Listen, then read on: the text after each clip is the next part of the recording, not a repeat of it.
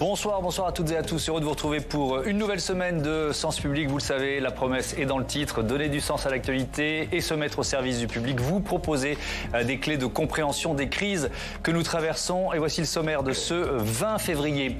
La zizanie, c'est une réforme qui sème la zizanie dans presque toutes les familles politiques, de la NUP au LR en passant par la majorité présidentielle. Le texte sur la retraite à 64 ans sème la division. On analysera ces lignes de fracture plus ou moins profondes qui n'épargne pour l'instant que le Rassemblement national. Et puis c'était il y a bientôt un an, le 24 février 2022.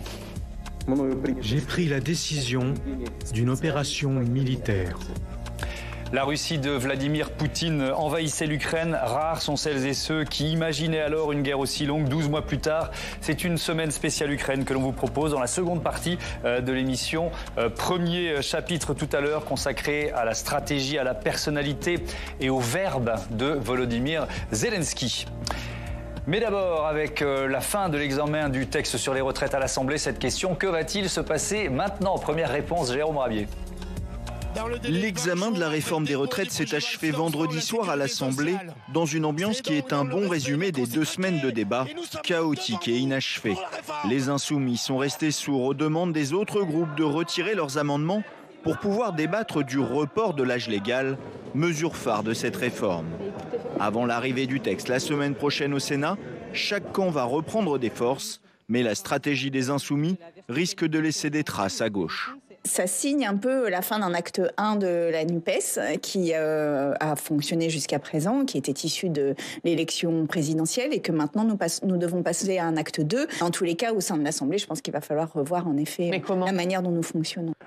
Côté syndical, on prépare la suite et notamment la prochaine journée de mobilisation du 7 mars avec un mot d'ordre, mettre le pays à l'arrêt. Et du côté de la CGT, on envisage cette journée comme un point de départ avant une nouvelle phase. On prépare le 7 mars, mais le 7 mars, il y aura 2 nouvelles assemblées générales qui diront on continue demain. Et je pense d'ailleurs que le lendemain, ça ne vous a pas échappé, c'est le 8 mars. Journée internationale du droit des femmes qui prend évidemment tous les ans beaucoup de résonance, mais encore plus cette année avec cette réforme des retraites. Ce projet de réforme qui va impacter encore plus les femmes. L'occasion aussi pour les syndicats de reprendre la main dans le débat avec un avertissement lancé par la CFDT. Le 7 mars, ce n'est pas la prolongation du bordel qui s'est passé à l'Assemblée nationale dans les rues. Le 7 mars, c'est la poursuite du mouvement syndical orchestré dans une première manifestation le 19 janvier qui s'est poursuivi depuis avec différentes dates, maîtrisée par les organisations syndicales. Le risque pour les syndicats est que l'unité se fissure sur la suite à donner à cette journée du 7 mars. Une partie de la CGT poussant pour des grèves reconductibles, pour l'instant rejetées par la CFDT.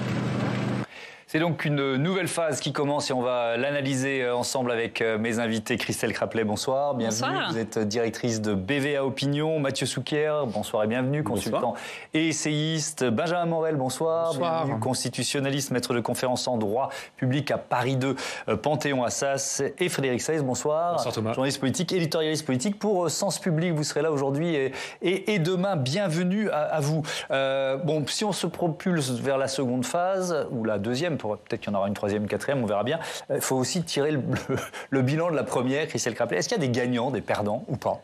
Eh bien, écoutez, on a posé la question aux Français. Alors, c'était juste avant la séance de vendredi, mais on leur a demandé parmi tous les acteurs, quels sont ceux dont vous avez une bonne ou une mauvaise image. Alors, premier constat, il n'y a pas non plus un acteur qui ressortirait particulièrement gagnant. Tous les acteurs ont une proportion de bonne image qui est minoritaire chez les Français. Donc ça, c'est le premier point. Néanmoins, quand on compare, il y a quand même une catégorie, un acteur qui ressort plus gagnant, ce sont les organisations syndicales. Elles ont 44% de bonne image. Elles ont donné quand même du crédit. Elles ont donné le sentiment que ça se passait bien, qu'il n'y avait pas de débordement. Il y a un front uni. Leur attitude est jugée constructive. C'est sans doute pour ça que les Français estiment que globalement, ils ont plutôt une bonne image d'eux dans le cadre de ce débat. Ouais. En revanche, les partis, globalement, ne sortent pas du tout gagnants de cette séquence, et notamment la France Insoumise, qui est finalement le parti qui a la plus mauvaise image, et notamment la plus forte proportion de Français qui disent qu'ils en ont une très mauvaise image. Donc on peut un peu s'interroger sur le côté payant de cette stratégie très offensive.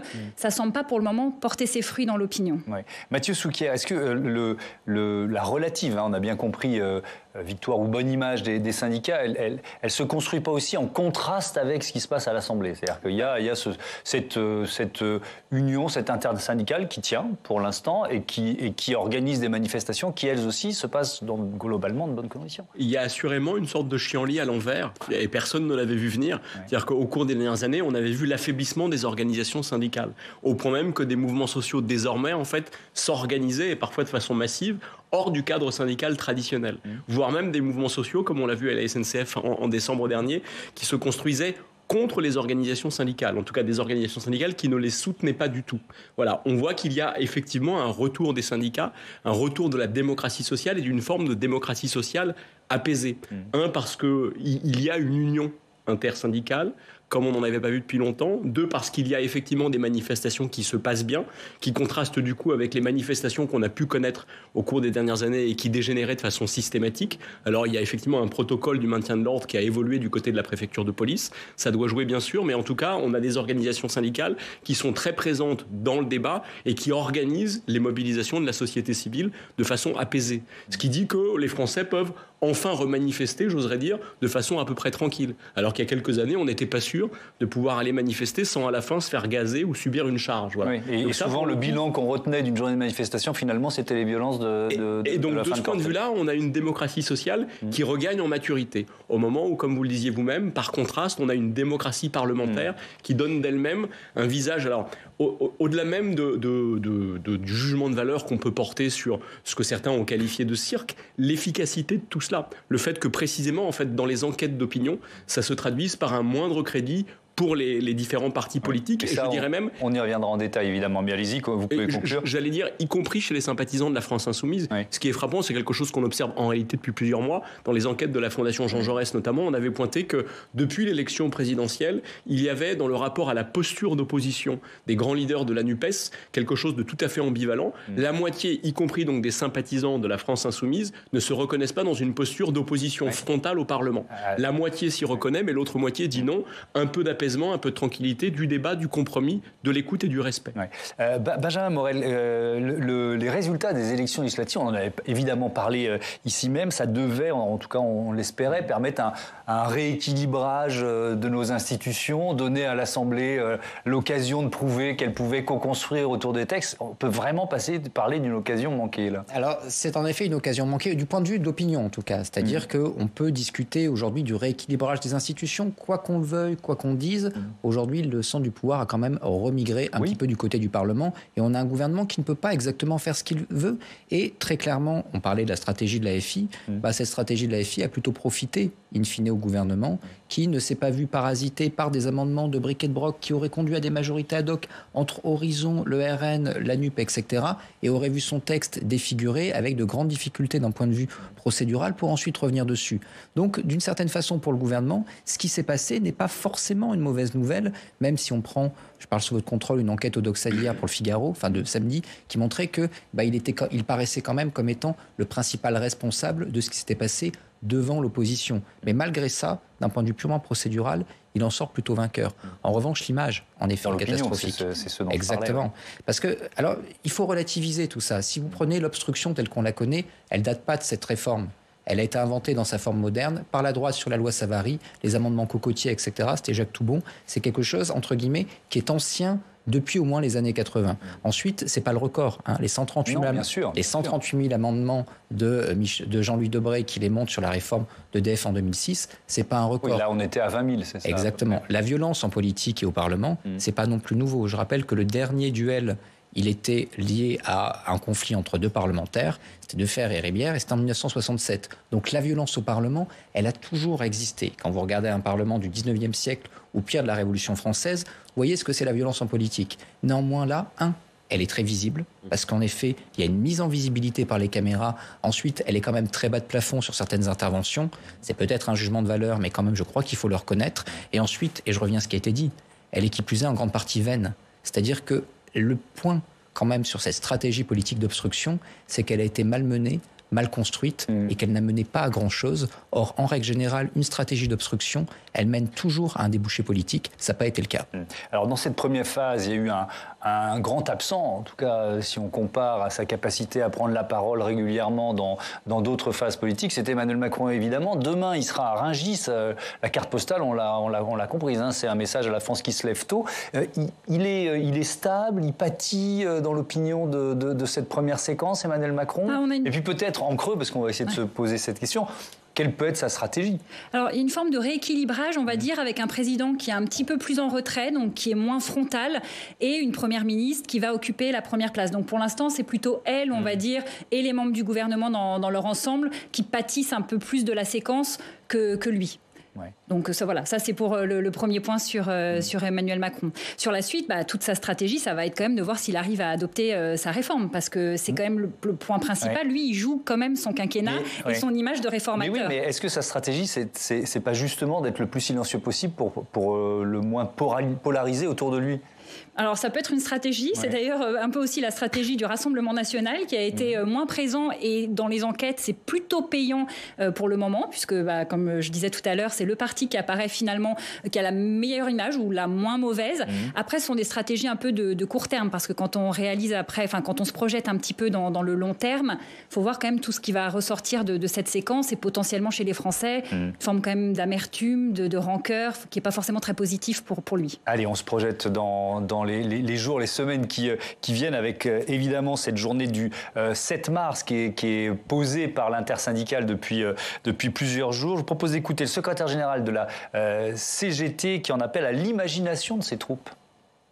Moi, je compte sur vous, sur votre imagination, pour que cette grève, elle s'amplifie partout, avec les formes que vous avez décidées, avec des arrêts de travail, des débrayages partout dans les entreprises et les services, pour qu'on pénalise évidemment ceux qui sont très satisfaits de cette réforme, c'est-à-dire le patronat. Oui, partout, faisons preuve d'imagination pour qu'il y ait des arrêts de travail. Ceux qui veulent faire 2 heures tous les jours, faites-le. Ceux qui veulent partir en reconductible, 24 heures, on le fait. Partout, il faut que le travail s'arrête sous les formes que vous aurez décidées avec vos collègues. Et je vous l'assure, on est proche de la victoire, alors concluons l'essai et on va gagner. Merci. Mathieu Souquier, qui est le moteur de cette union syndicale, de cette intersyndicale? Là, on a écouté Philippe Martinez. La nouveauté, c'est quand même plutôt Laurent Berger dans cette posture-là, on peut dire ça? Alors, effectivement, il y a cette nouveauté-là, mais il y a de fait une forme de convergence entre les deux, ou en tout cas, même quand on entend M. Martinez, il est moins radical dans ses propos qu'il ne l'a jamais été. Alors, ça ne veut pas dire, encore une fois, que les modalités d'action qu'il préconise ne soient pas un peu différentes de celles que la CFDT promeut. Donc, chacun a fait un pas vers l'autre, en quelque sorte, quoi. Ça semble assez évident. Néanmoins, la posture d'opposition, la posture de confrontation contestataire de la CGT, elle est habituelle, tout le monde y est habitué. Ce qui, évidemment, marque une vraie différence, c'est la posture de la CFDT. Laurent Berger est un homme modéré, il est à la tête d'une organisation plutôt tempérée, plutôt constructive, prête à accompagner un certain nombre de réformes. Il était d'ailleurs tout à fait en osmose avec les pouvoirs publics au moment de la réforme de 2019, la fameuse réforme de la retraite à points. Et là, précisément, il a sombré dans une opposition extrêmement vindicative contre la réforme, qui a pesé très fort, en fait, dans l'opinion. Si l'opinion y est très majoritairement hostile, si elle a retenu que la réforme n'était ni urgente, ni équitable, ni efficace, c'est précisément parce que Laurent Berger a mis toute sa crédibilité dans le débat. Frédéric. Et ce qui est intéressant aussi dans ce qu'on vient d'entendre dans le discours de Philippe Martinez, c'est qu'il y a une sorte de décentralisation de la décision. Faites comme vous voulez au niveau de vos entreprises. C'est presque par contraste ce qu'on avait dit pour certaines réformes sociales. Ce sont désormais les entreprises qui devaient négocier à leur niveau et non plus au niveau des branches. Là, c'est aussi non plus au niveau du syndicat qui dit voilà une action unitaire qui va se dérouler comme tel, mais c'est vous, en fonction du rapport de force local, de vos personnalités, de votre historique, qui allez décider. Qu'est-ce que ça montre? Ça montre un esprit d'ouverture ou une certaine faiblesse à faute de pouvoir imposer sa propre doctrine, ses propres méthodes sur le terrain. Ouais, et sans doute la préoccupation de ne pas se couper effectivement d'une partie de l'opinion, parce que tout l'enjeu est effectivement là, faire en sorte que la sympathie qui aujourd'hui en fait se manifeste derrière le mouvement ne décroche pas. Et d'un mouvement qui est très national, hein, on l'a déjà dit ici, mais c'est important de le rappeler, il y a des manifestations dans beaucoup de petites villes ou de villes moyennes. La France des sous-préfectures, celle où les services publics parfois reculent, etc., est très présente effectivement dans le mouvement. Et dans le même temps, un Philippe Martinez qui faisait lui-même la leçon, alors Laurent Berger faisait imposer la leçon à l'ensemble des parlementaires en dénonçant le gâchis parlementaire. Philippe Martinez lui-même faisant la leçon à Jean-Luc Mélenchon sur la responsabilité à avoir en tant qu'acteur du mouvement. Ouais, alors on va se projeter maintenant vers le Sénat et je propose à Quentin Calmet qui doit être juste derrière dans les coulisses. Bonsoir Quentin, bienvenue à vous. Bonsoir. Bonsoir la réforme des retraites qui arrive la semaine prochaine, c'est ça, au Sénat? C'est ça, veillée d'armes en ce moment au Sénat. On est en train effectivement de terminer d'écrire des amendements, par exemple, pour les sénateurs, pour les déposer, ou encore de préparer les stratégies de chaque groupe. Regardez le calendrier de l'examen ici à la Chambre haute. Le texte arrive d'abord en commission des affaires sociales, où il sera examiné. Ce sera le 28 février. Cela va donner déjà une idée de la stratégie de chaque groupe politique. Attention, ces débats en commission ne sont pas publics au Sénat, contrairement à l'Assemblée nationale. On rentre vraiment dans le vif des débats à partir du 2 mars avec la discussion générale, puis l'examen des motions déposées par la gauche, que ce soit une motion référendaire ou une motion de rejet. Ensuite, l'examen des articles et amendements va se poursuivre du 3 au 12 mars, 12 mars qui est le dernier jour prévu au calendrier, avec une autre particularité au Sénat par rapport à l'Assemblée nationale. La séance va être ouverte tous les week-ends. Ce sont donc au total 11 jours, Thomas, prévus jusqu'au 12 mars pour examiner la réforme des retraites. C'était 9 à l'Assemblée nationale. Et alors, que sait-on de la façon dont ça va se dérouler ici au Sénat? Alors déjà, il n'y a pas de sénateur de la France Insoumise ou du Rassemblement national au Sénat. On va forcément voir une différence de ton, d'autant que la tradition au Sénat est de débattre sereinement, même s'il y a parfois des passes d'armes ici à la Chambre haute. Elles sont quand même moins fréquentes qu'à l'Assemblée nationale. D'ailleurs, les opposants à la réforme au Sénat, ils le disent eux-mêmes, hors de question de rejouer les débats des députés. Ils veulent s'opposer à la réforme sur le fond. Alors, on va analyser la stratégie de la gauche d'abord. Oui, allons-y. Même sans la LFI, le PS, les Verts et les communistes entendent bien utiliser toutes les armes parlementaires dont ils disposent. On parle alors d'une forme de guérilla parlementaire. D'ailleurs, ces groupes politiques révisent en ce moment le règlement du Sénat pour utiliser un maximum d'outils mis à leur disposition. On l'a dit, ils vont donc déposer des motions pour s'opposer au texte dès le début de son examen. Écoutez un sénateur socialiste, Rémi Féraud, c'était ce matin sur notre antenne. Il y aura des motions de procédure portées par la gauche.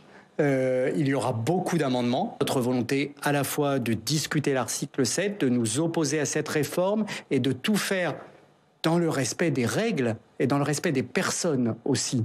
De tout faire pour que le Sénat n'adopte pas cette réforme, nous le ferons. Donc il y aura beaucoup d'amendements et nous serons très présents parce que parallèlement au mouvement social, ce débat au Sénat est évidemment extrêmement important. Voilà, vous l'entendez, Thomas, les socialistes qui parlent bien, d'examiner l'article 7, celui sur le report de l'âge des départs à la retraite. En revanche, la gauche qui va tout faire pour que l'examen de la réforme n'aille pas au bout et qu'il n'y ait pas de vote sur l'ensemble du texte. Allez, la stratégie de la droite maintenant. Eh bien, à l'inverse de la gauche, la droite, vous voyez ici, c'est un peu l'ancien monde, gauche-droite.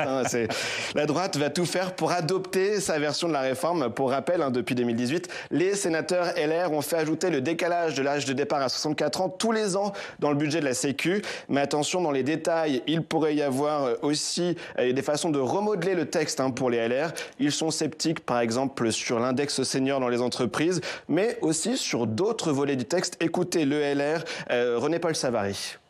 Notre préoccupation, nous, à travers ce texte qui est quand même limité dans son analyse, c'est un texte budgétaire, c'est quand même de prendre en compte davantage les problèmes familiaux qui ne sont pas suffisamment pris en compte et c'est tout à fait essentiel dans le cadre de l'équilibre d'un système par répartition et faire des propositions également de la prise en compte de l'usure professionnelle. On peut améliorer les dispositifs qui nous sont proposés, donc c'est à ce niveau-là que nous travaillons.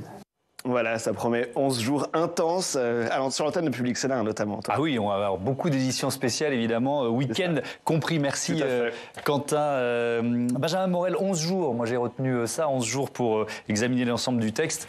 Même si c'est un tout petit peu plus qu'à l'Assemblée, ça reste court. Ça reste court. Après, ça dépend comment est-ce que vous siégez, dans quelles conditions, etc. Et on peut monter jusqu'à 15. Donc, de toute façon, enfin, on joue en séance, mais de toute façon, on reste sur un texte qui, au vu de son ampleur, peut malgré tout être examiné sans trop de difficultés dans le timing proposé. Après, la question, c'est qu'est-ce que vous entendez par examiner? Et là, on rejoint encore la question de l'obstruction. Alors, si vous rencontrez la plupart des sénateurs, ils vous diront que l'obstruction au Sénat, ça n'existe pas. Bien sûr que si, ça existe. Et la plupart des réformes du règlement depuis les années 80, à l'Assemblée comme au Sénat, ont eu un objectif, juguler justement ce phénomène d'obstruction. Après, cette obstruction, elle est en effet, en règle générale, un peu moins massive, un peu moins caricaturale.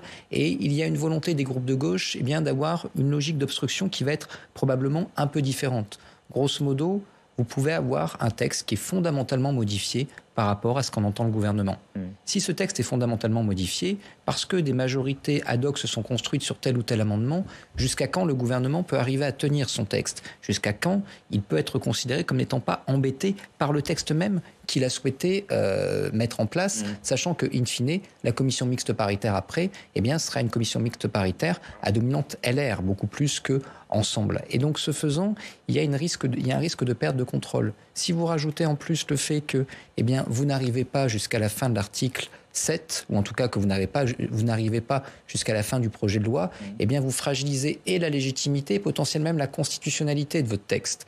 Donc tout ça mis de bout en bout, en réalité, vous mettez le gouvernement dans une situation qui est une situation compliquée. Ça implique de faire de l'obstruction intelligente et c'est probablement à ça qu'on va assister. Mais donc, si on vous entend bien, Benjamin Morel, il y a presque plus de risques pour le gouvernement lors du passage au Sénat que lors du passage à l'Assemblée nationale? Par rapport à la stratégie qui était celle de l'AFI, probablement. C'est-à-dire qu'il y avait plusieurs stratégies possibles à l'Assemblée nationale. C'est ce que j'évoquais tout à l'heure. Si jamais vous aviez eu sur cet examen des amendements adoptés avec quelques voix du MoDem, 2-3, quelques voix d'Horizon, quelques voix du RN, etc., et un texte profondément modifié, in fine, ça aurait été très très compliqué pour le gouvernement de revenir dessus. D'abord parce qu'au Sénat, il ne peut pas introduire de mesures nouvelles et que, qui plus est, un amendement gouvernemental au Sénat pour revenir à une mesure antérieure, c'était compliqué. Donc, si jamais il y avait eu un autre jeu d'obstruction, probablement que le gouvernement aurait été beaucoup plus embêté. C'est probablement le jeu qui va être mené au Sénat. Oui, mais c'est pour ça que cette réforme, elle ressemble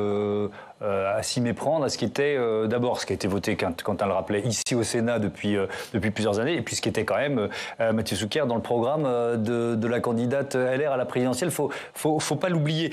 Si on reprend un peu la stratégie des oppositions, moi, ce que je retiens, c'est quand même l'idée de jamais aller au bout du texte, de ne pas donner une victoire quelle qu'elle soit au gouvernement et à la majorité présidentielle. Est-ce que vous dites ça, Mathieu? Oui, alors peut-être en tout état de cause, la cacophonie à laquelle on a assisté à l'Assemblée nationale, il n'y a pas de raison qu'on la retrouve au Sénat. On devrait avoir une séquence parlementaire radicalement différente. La cacophonie, elle tenait en particulier au fait qu'il y avait une forme de confusion au niveau du discours gouvernemental. Enfin, on l'a compris. La pédagogie, comme on dit avec beaucoup de guillemets, la pédagogie a été assez ratée. Il y avait par ailleurs des divisions propres à la NUPES qui ont émergé très rapidement, mais qui se sont confirmées jusqu'à la fin. Et quand on entend Sandrine Rousseau aujourd'hui, qui n'est pas la plus modérée en fait au sein de la NUPES, faire elle-même une forme de leçon en fait de tempérance à Jean-Luc Mélenchon, on voit bien, précisément cette division de la NUPES, elle n'existera pas au Sénat parce que la NUPES n'existe pas au Sénat. LFI n'y est pas représentée. Or, les postures d'opposition et d'invective, c'était pour le coup le propre de LFI. Je ne les cible pas en disant cela, mais le seul vrai groupe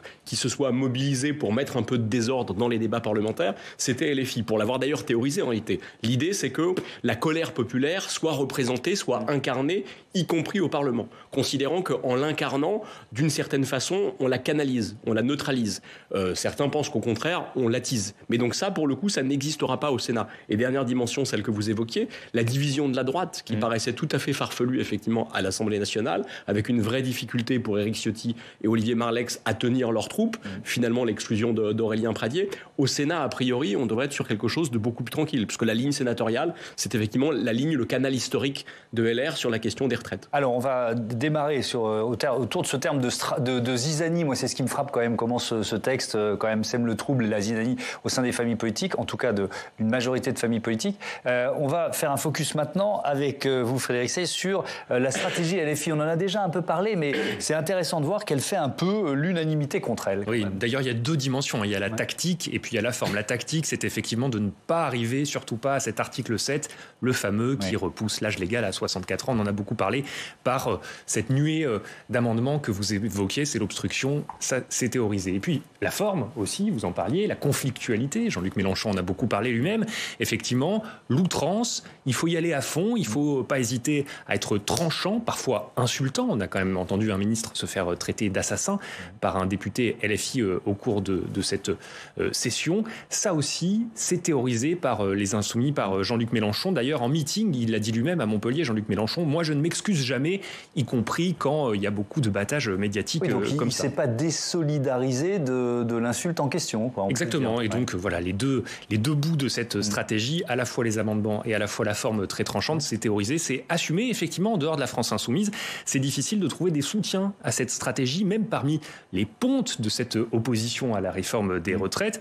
Dans le champ syndical, par exemple, le chef de file de la CGT, Philippe Martinez, alors lui, certes, il reproche au gouvernement d'avoir utilisé, d'après lui, un artifice pour limiter la durée d'examen du texte, mais ces reproches vont aussi durement vers les outrances des insoumis qui, d'après lui, font diversion et détournent du fond des discussions.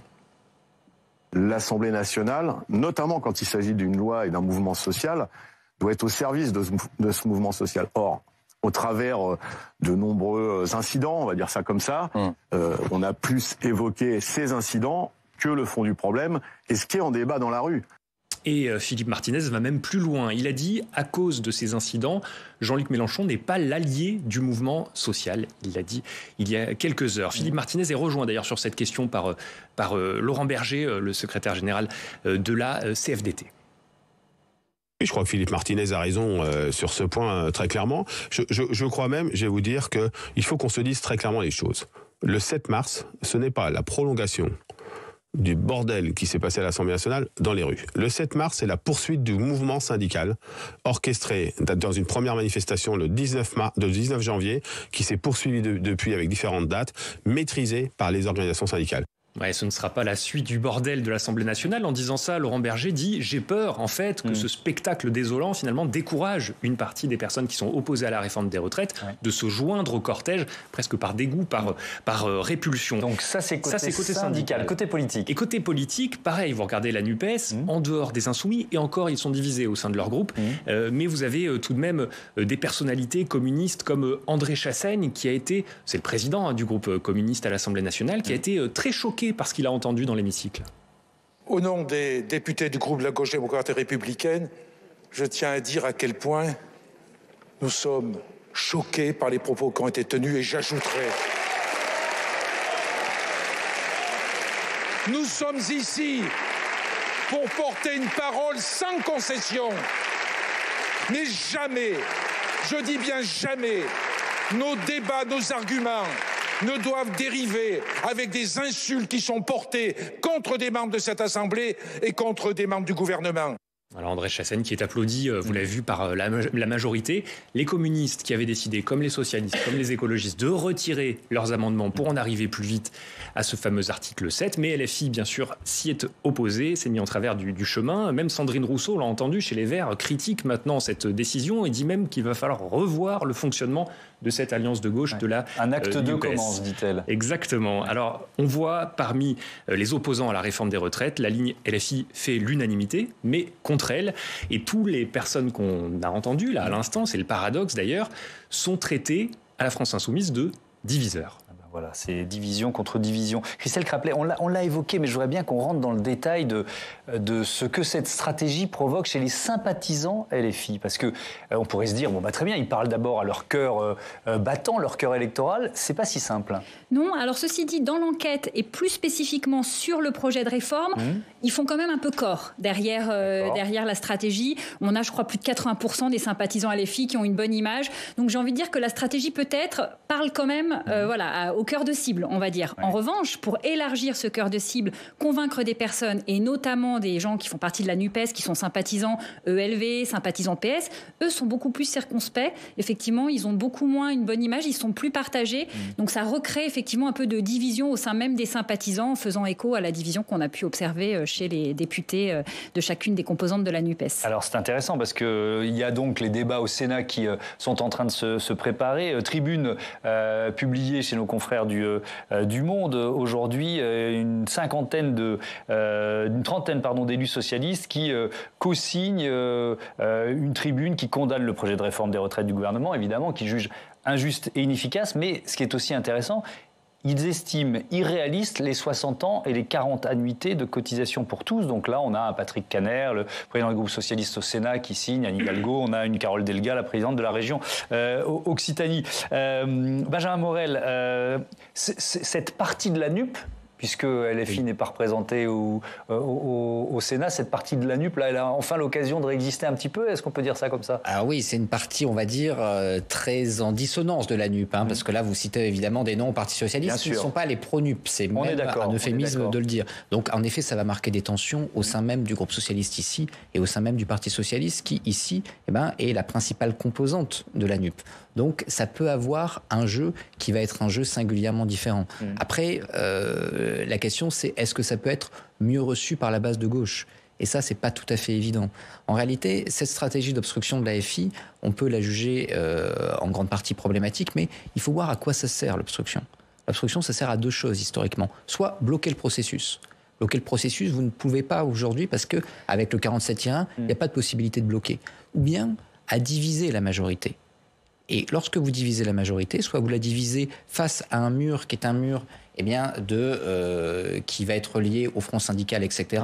Là, le temps était trop court pour la diviser. Soit vous la divisez parce que vous la divisez sur des sujets qui peuvent potentiellement tirer à l'intérieur. C'est ce qui va tenter d'être fait au Sénat. L'autre option, et c'était un peu la stratégie de l'AFI, qui est autre également, il y a une volonté de déstabiliser en délégitimant la réforme, mais c'était de dire en construisant un Parlement cocotte-minute, ce Parlement cocotte-minute va être tellement insupportable qu'on va avoir un effet de désengagement et que potentiellement, à un moment, ça peut craquer. C'est ce qui n'a pas marché à l'Assemblée, c'est ce qui ne marchera évidemment pas au Sénat et ce ne sera pas une bataille menée. Donc à voir justement si au-delà des divisions au sein de la NUP, il peut y avoir des modus vivendi pour malgré tout construire des majorités ad hoc pour faire avancer le texte, avec en effet un groupe LR sur une ligne Retailleau, ça va quand même être très compliqué.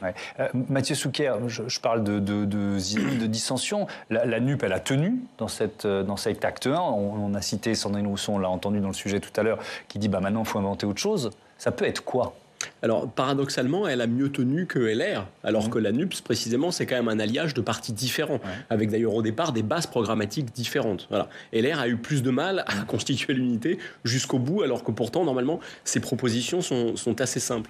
Je dirais que l'effet délétère du débat à l'Assemblée tient au fait qu'il y a eu obstruction, c'est-à-dire qu'un certain nombre de partis, par posture, ont empêché le débat de se nouer, le fait qu'il y a eu une forme de confusion entretenue par la communication maladroite du gouvernement, et par ailleurs le fait que le débat a été escamoté aussi parce que peu d'oppositions sont venues avec des contre-propositions crédibles permettant d'alimenter un vrai débat de fond sur notre modèle social, la place du travail, etc. Et donc une partie de la frustration de l'opinion tient précisément au fait qu'on n'a pas eu projet contre projet, débat, programme contre programme, un vrai débat de fond. Certains parlementaires quand même disent qu'au contraire, en commission en particulier, mais y compris dans l'hémicycle, ils ont à certains moments eu de vrais débats de fond extrêmement approfondis, poussés, intéressants, etc. Ce que malheureusement l'opinion n'a pas du tout perçu. Mais du coup, une remarque par rapport à la tribune que vous évoquiez, je suis frappé de voir que là où le débat a pu être posé, même s'il a été peu posé, il a été posé en des termes qui sont en réalité comparables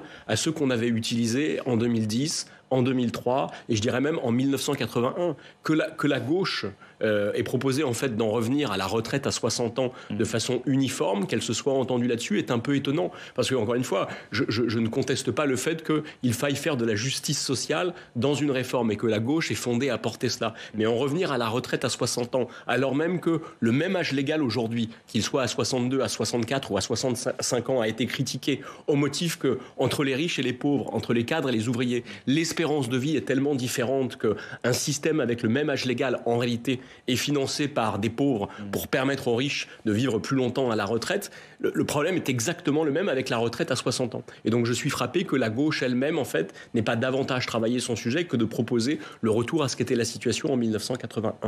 Vous l'avez évoqué, chez LR, effectivement, cette zizanie chez LR. Le président Éric Ciotti a donc démis Aurélien Pradié de ses fonctions de numéro 2 du parti, et le député du Lot a réagi par communiqué en disant ceci: cette réforme des retraites reste injuste et mal préparée. Face au gouvernement, les Français attendent des Républicains de la force, de la justice et du respect, pas des négociations d'arrière-cuisine politique.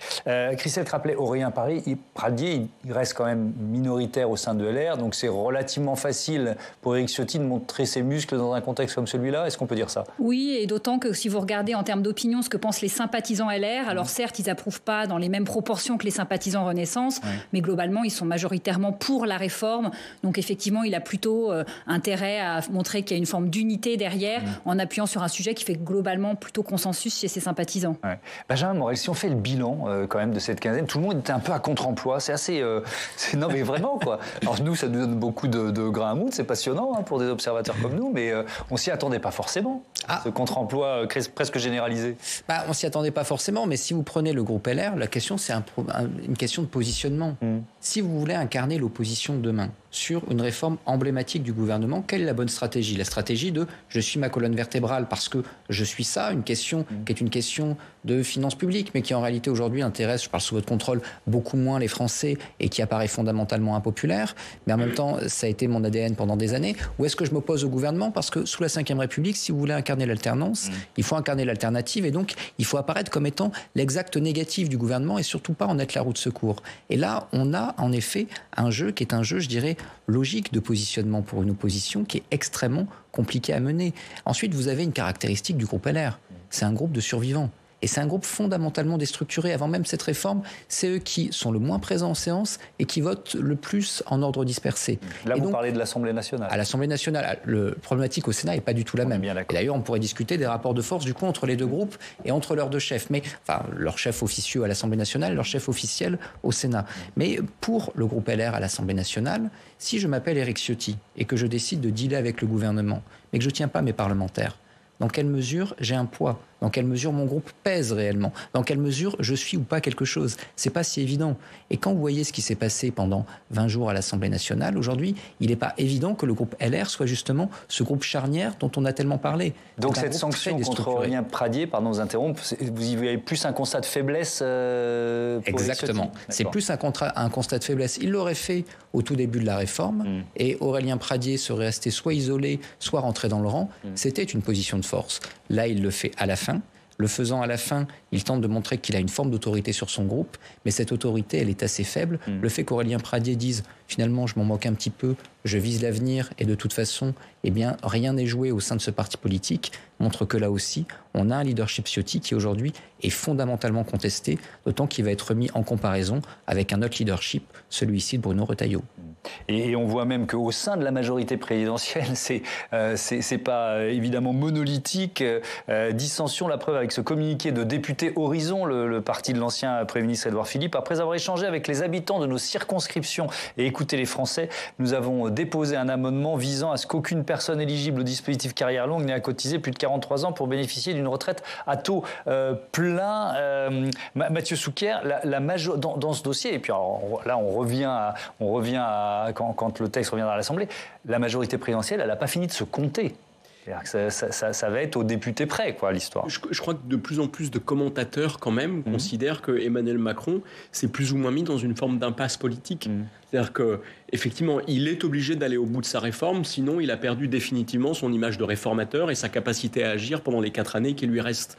Mais en passant sa réforme malgré tout en force, on voit bien qu'il risque de se couper encore davantage de l'opinion. L'opinion ne lui est pas acquise depuis sa réélection et au contraire, l'opinion lui intente constamment un procès depuis 5 ans en déconnexion, en arrogance, en éloignement avec les préoccupations de proximité des Français.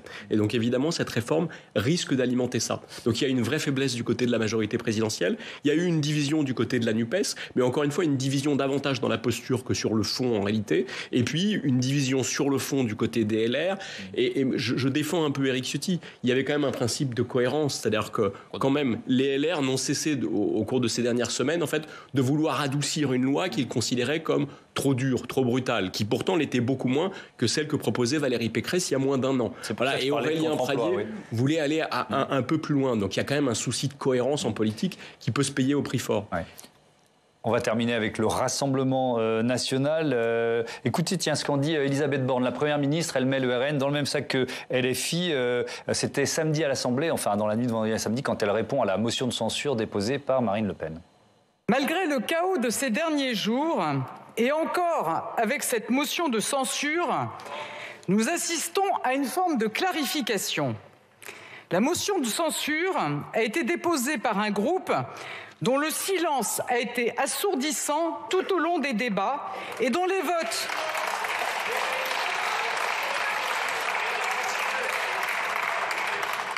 votes ne disent rien d'autre que l'opportunisme de chaque instant.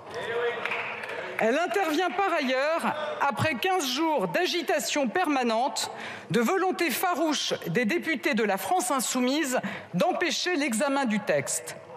Au fond, ces deux populismes se répondent. Ce sont deux visages du mépris de la démocratie. Christelle Craplet, comment vous analysez la stratégie de Marine Le Pen et du Rassemblement national? Effectivement, la discrétion, la crédibilité, est-ce que ça paye dans l'opinion? Pour l'instant, j'ai envie de dire ça paye, effectivement, parce qu'ils sont jugés moins clivants que la France insoumise et leur image est un peu moins mauvaise. Et puis, je crois que ça concourt aussi un peu à la dédiabilisation et à de l'image du parti, avec le sentiment qu'ils sont sérieux, qu'ils ont acquis en termes de respectabilité. Ouais. Mais à mon avis, c'est quand même une stratégie de court terme, parce qu'après, on peut quand même leur reprocher de ne pas être suffisamment offensif, et puis aussi on peut leur reprocher finalement d'être dans une opposition un peu passive, mais pas d'être assez constructif, de proposer une alternative crédible, et c'est un peu toujours l'impasse à laquelle ils sont confrontés. Oui, Mathieu Souquier, c'est quand même sur, alors c'est peut-être pas la préoccupation première des Français, mais quand même sur la réforme majeure de ces 2-3 mois, bon voilà, ils ont une stratégie qui est une stratégie de discrétion, pas de silence, mais de quasi-silence. Bon, on a vu, il y a eu la motion de censure, etc. Il y a une présence de Marine Le Pen, mais qui volontairement n'infuse pas, n'imprime pas dans l'opinion. Effectivement, c'est risqué quand même. En termes de trait d'image, il gagne le match face à la France insoumise par la posture qui a été adoptée. Oui, mais il leur laisse le costume de premier opposant. Absolument. On a deux pôles de radicalité qui autrefois n'étaient pas au Parlement, qui depuis les dernières législatives y sont représentés, et avec donc deux choix de posture, deux choix d'opposition radicalement différents. Ce qui est effectivement frappant, c'est que le match des oppositions est plié par Marine Le Pen face à Jean-Luc Mélenchon par la posture de notabilisation qu'elle a endossée, sans pour autant venir sur le fond du débat parlementaire. C'est qu'avec 88 députés, maintenant, on pourrait se dire que l'extrême droite travaillerait davantage ces dossiers, et en particulier sur l'avenir du modèle social, l'avenir des retraites. Là, pour le coup, ce que le débat a traduit, c'est, au-delà de la faiblesse sur le fond, l'absence totale de vision sur le modèle social. Je ne suis pas sûr, encore une fois, que Marine Le Pen en sorte tant grandisse là. En revanche, le passage en force sur la question des retraites, sur la question du temps de vie précisément, du temps de vie choisi, du temps de répit auquel correspond en gros dans l'imaginaire collectif le temps de la retraite. Marine Le Pen prospère sur le sentiment de plus en plus présent dans le pays, dans l'opinion, d'être dépossédé de la maîtrise de son temps et de la maîtrise de sa vie. Précisément, la retraite sert à reprendre la maîtrise de son temps et de sa vie. Et donc, une réforme qui vient contrecarrer ça risque, je le crains, effectivement, mécaniquement, de donner du grain à moudre à l'extrême droite. Allez, Benjamin Morel, un mot de conclusion sur la stratégie du RN. Je crois qu'il ne faut pas avoir de vision d'un observateur trop informé. La plupart des Français n'ont pas suivi du matin au soir les débats parlementaires. Et donc, se sont pas demandé quelle était la vision profonde du RN. Ils vont retenir deux choses, en réalité. D'abord, le RN est d'accord sur ce sujet avec la majorité des Français. À tort ou à raison, ils jugent que cette réforme est majoritairement condamnable, et le RN là-dessus était du côté majoritaire de l'opinion, notamment de son électorat et de l'électorat qu'il vise. Le deuxième élément, c'est que la stratégie du RN aujourd'hui et son vrai problème, c'est plutôt un problème de dédiabolisation que de crédibilisation. Est-ce que demain, ce parti arrivant au pouvoir peut gérer le pays? Toute la stratégie de Marine Le Pen, la cravate, etc., se joue sur cette crédibilisation. Et là, en effet, il y a un effet miroir. Entre la stratégie de la FI d'un côté et la stratégie du RN, vous avez une position majoritaire, assumée de manière présentée comme étant raisonnable. Donc oui, pour le RN, c'est plutôt une très bonne séquence. Merci beaucoup, merci à tous d'avoir participé à ce premier débat. À bientôt dans Sens Public.